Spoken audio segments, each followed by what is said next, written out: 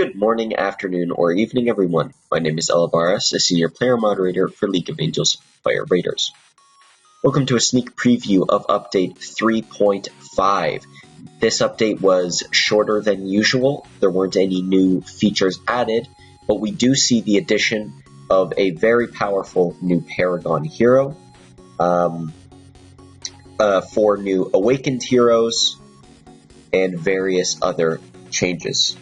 So let's start off with probably what you came to see, and this is the hero on your screen right here, Aurora Blade. So first, we are going to look into her skills. Actually, I'm pretty sure she's at the top. Let me just missed her. Yeah, there she is. Alright, so Aurora Blade. Very, very nice art, I would say. Yeah, I really like the art there. But let's hop into her skills. First skill, Aurora Slash. She strikes a vertical column of enemies, so line attack, damaging and stunning them while increasing her own damage reduction. So, guaranteed stun for 2 rounds, and increases self-damage reduction by 34.5% for 2 rounds. And that is at max level. So, that is quite a good skill. A line stun for 2 rounds and damage reduction on herself. Really good. Aurora Blade transforms her Aurora into a shield that absorbs damage on frontline heroes. So, she can cast a shield on all frontline heroes for 2 rounds. And I believe that shield's pretty powerful as well. Radiance, unleash a wave of Azure light that reduces the attack and rage of the enemy's backline. Reduces the target's attack by 23% for 2 rounds and reduces rage by 185. And this is a very nice skill because obviously the backline is going to be a lot of DPS. So reducing both their attack and rage is going to be very, very useful. About 25% drop in attack is pretty good, and almost 200 rage is pretty good as well. Divine Favor. This increases HP of all heroes on her team by 6,600 and gives backline heroes an immunity shield for 2 rounds. So I think this is an active ability, although I'm not exactly sure. And this shield is a game changer right here. It makes the backline immune to control effects, and that is huge since control effects are usually the downfall of a team. Very good, especially because most control shields are on not very good heroes, so now that we have one on a really strong hero, it's going to be a game changer for high level play. And her Awakened skill, Aurora Blade's latent power awakens to greatly increase her stats, so increases her max HP by 12,500 and physical and magical defense by 1250. First thing to say is that she has quite a bit of DPS. Actually, why don't we show you guys first? So, I think a good place to show this is in War, since we have a full slew of enemies. If I can bring in some vocabulary I don't normally use. Right, so let's hop right into this. So, Aurora Blade versus all these heroes. Obviously, they're not going to do that much damage. So let's start off. First shield, she always does her Aurora shield. So this will increase be a shield on all frontline heroes. Here's her ultimate coming out. Double stun on both backline heroes. There was her backline hit, which decreases attack and defense. So just an auto attack there. So she has shield, and I believe her second move is always the Radiance. And then third is a basic attack. So if you could run through the first 2, your double attacks, and then do your ultimate, you're in good shape. So this is going to make her actually huge for the Wharf Boss because she has basically a guaranteed stun on the Wharf Boss. So she can basically let you run the timer all the time, every single time you use her. And it's a 2-round stun, which makes it even more useful. So yeah, she's actually quite strong. Let's hop out of this now. So she is basically the infusion of DPS, off-tank, and support. I doubt she'll be as tanky as Light Envoy, but she is going to be pretty dang tanky, especially if we take a look at her runes here. And her runes are going to be hit points, agility, physical defense, magical defense, resilience. It's very, very strong set of runes.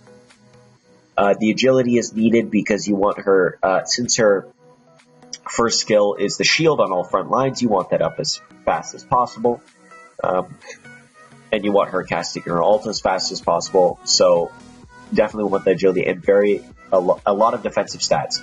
So because of this, shield on the front line means that if she's in the front line, she will get a shield.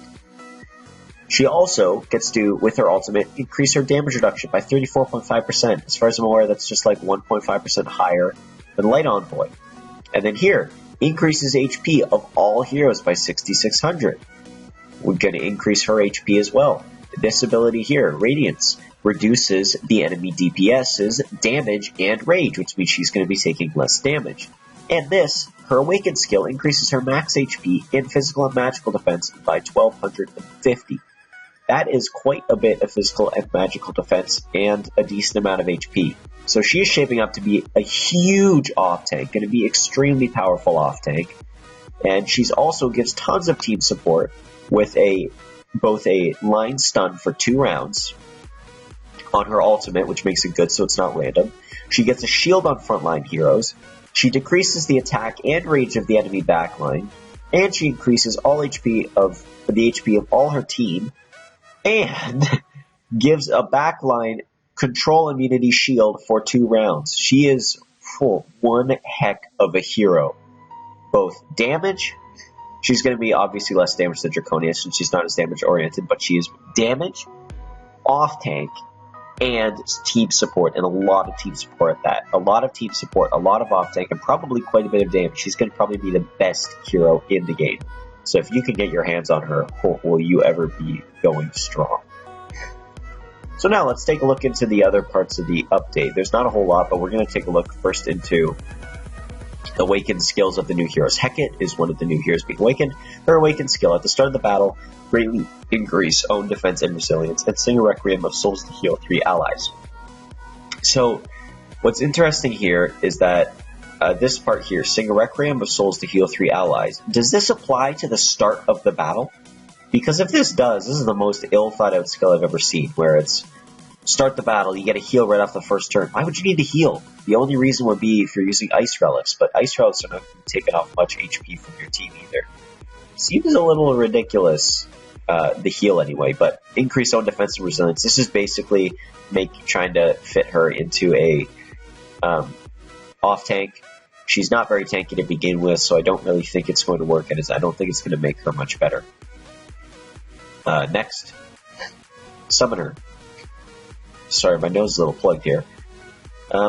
We've still got all the Chinese text, which needs to be sorted out, but at the start of the battle, increase own magic attack and cause basic attacks to lower the defensive target with a chance to stun for 2 turns. As far as I'm aware, her basic attacks already lowered the defensive targets. Maybe it did. But this obviously increases own magic attack, will just increase her damage. Basic attacks to lower defense means she's going to be doing even more damage, and she does have a chance to stun. So if you've got some priority frontline heroes you need taken down, she's going to be not too bad. So stun chance by 60%, that's a lot of stun. So maybe I guess if you've got some enemy frontliner that really needs to be stunned, like say a Bamboo Fighter, Headless Horseman, she wouldn't be too bad, but overall, just because of her lackluster ultimate, I don't think she's really used anymore. They have a huge awakened skill coming in for Elder Dwarf, and this is going to increase the one stat he does not have enough of, and that is magic defense.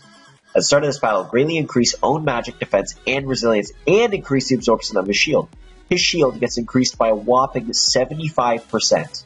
His magic defense by 1,000 and resilience by 400, and that's at base stats. That is huge. First of all, his shield comes up on the first turn, always.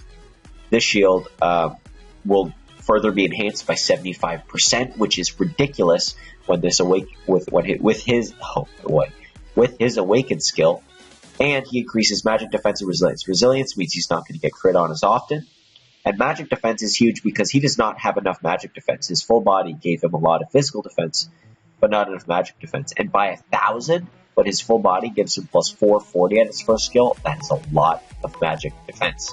So this is probably going to bring him into the meta as the top male frontline tank.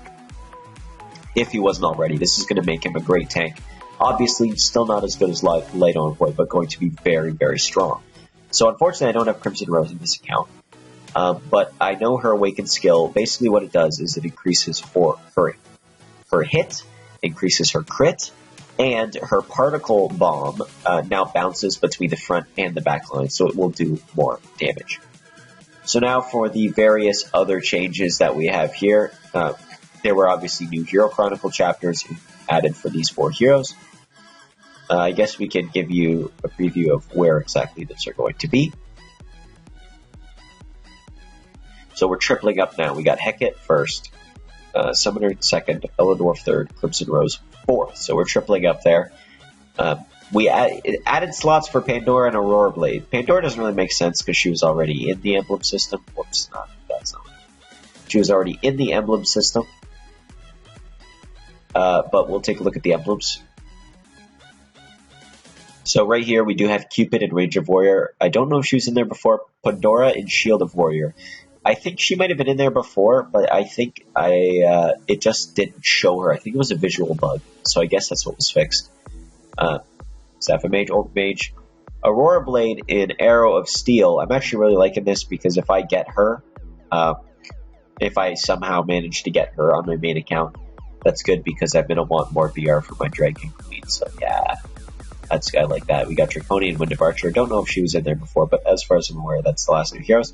We do see now there is a 3rd angel slot, so with the new angels they add, they will now have slots to fit in, and another hero slot at the end for other new heroes that are added. Always good to keep the UI uncluttered like that. So now we have extra spots. So, added times 100 option for astral training. This is, I keep doing this. This is going to be pretty nice. This means you really probably only going to use this at the very start of when you're training one of your heroes. Like, for example, if it's the first astral training, first or second in each line, that's when you're going to use your times 100. And that's going to be nice to not have to tap 10 or 100 times. And if you really want to get through your astral stones, times 100 is going to be nice. So a little bit more quality of life there. Supposedly, they also fixed a bug in Ultimate Tournament. No info on what this bug was, but they fixed it. So yeah, if you're experiencing a bug, maybe it's fixed.